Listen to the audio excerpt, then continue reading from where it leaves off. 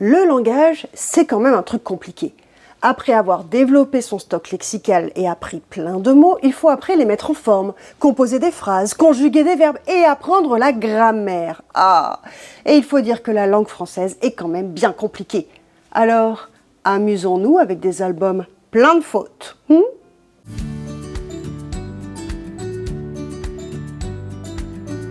Salut, c'est Doc Lily, pédiatre fan de littérature jeunesse.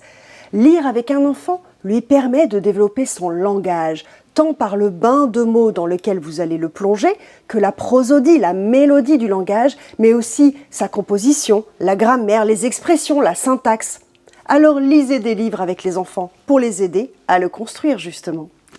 Je vous conseille plein de beaux ouvrages, de chouettes histoires pour partager un moment de lecture complice. Suivez-moi, likez, abonnez-vous et partagez autour de vous.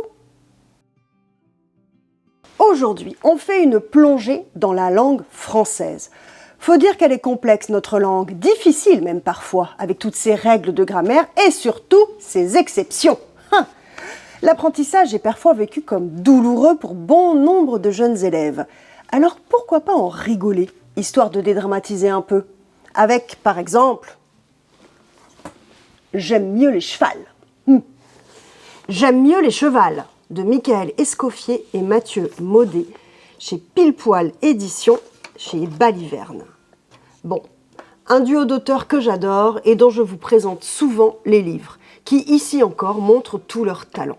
Les enfants vont d'abord adorer relever la faute d'accord du titre, jouissif de voir qu'il n'y a pas qu'eux qui se trompent. On est pris à partie ici par ce petit garçon qui nous demande de faire un dessin. Et nous voilà dans la peau de l'illustrateur qui va essayer tant bien que mal de réaliser les demandes de ce petit garçon qui veut des chevals et qu'on essaye de corriger. Et ça part dans un dialogue burlesque d'incompréhension avec ce petit garçon qui ne se demande pas et qui résiste. J'adore.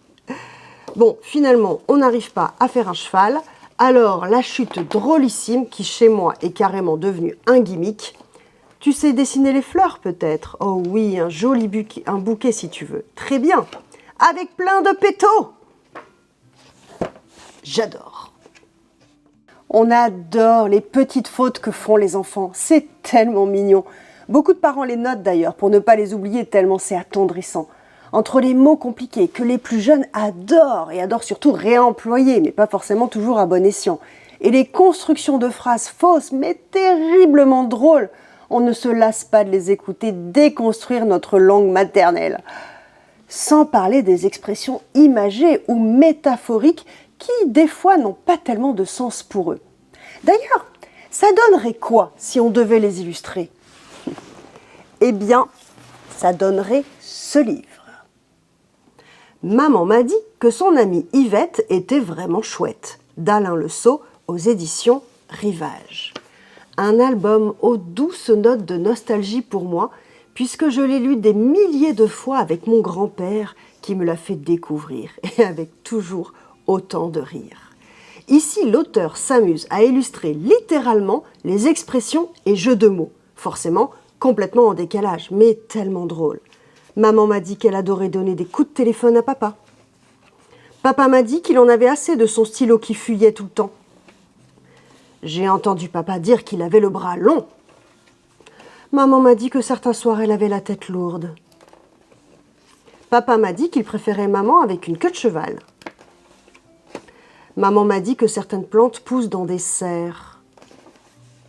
Papa m'a dit que j'étais un ange quand je lui apportais ses pantoufles. Bref, les illustrations colorées mettent en scène le jeune narrateur toujours perplexe qui essaye malgré tout de comprendre. Ah, je me souviens encore des commentaires que nous faisions avec mon frère. Un vrai bonheur. Je ne connais pas beaucoup d'enfants qui aiment la grammaire, avec toutes ses exceptions. Qui n'a pas été traumatisé par le bled? Vous vous souvenez, le bled? Et des fois, c'est vraiment la galère et les devoirs peuvent devenir un véritable affrontement. Un peu d'humour pour faire passer la pilule, ça marche toujours. Et une histoire qui va les faire rire en démystifiant, en se moquant de ces règles incongrues et surtout en montrant que tout le monde se trompe, eh ben ça fait du bien. Allez, Partons pour un tour sur le vélo amasseur. Le vélo amasseur de Fabien Vellman et Charles Dutertre aux éditions 6 citrons acides. Je vous ai déjà présenté cette jeune maison d'édition qui justement a développé toute sa ligne éditoriale sur la langue et le langage. Et ici une collection spéciale, C'est pas grammatique, dans lequel on se joue de la grammaire. Un album pétillant mélangeant texte et BD qui met en scène deux sœurs dans une aventure rocambolesque de course de vélo absolument délirante. Les illustrations aux couleurs vives sont très créatives dans ce catalogue farfelu de vélos amasseurs. Camille, accompagnée de sa petite poule, démontre en quoi elle a raison et démonte point par point les arguments de sa copine. Le texte est truffé de mots compliqués que les plus jeunes vont adorer replacer, avec une petite explication à la fin, bien sûr, de la grammaire. Histoire de, quand même. Je suis sûre qu'après, les enfants n'oublieront jamais cet accord. Et si vous voulez découvrir cette maison d'édition, filez voir l'interview que j'ai faite d'eux sur la chaîne.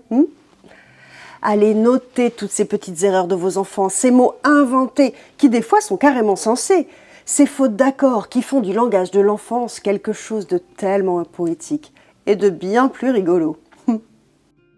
Lire avec un enfant les accompagne dans la découverte de la langue et du langage. Alors profitez-en.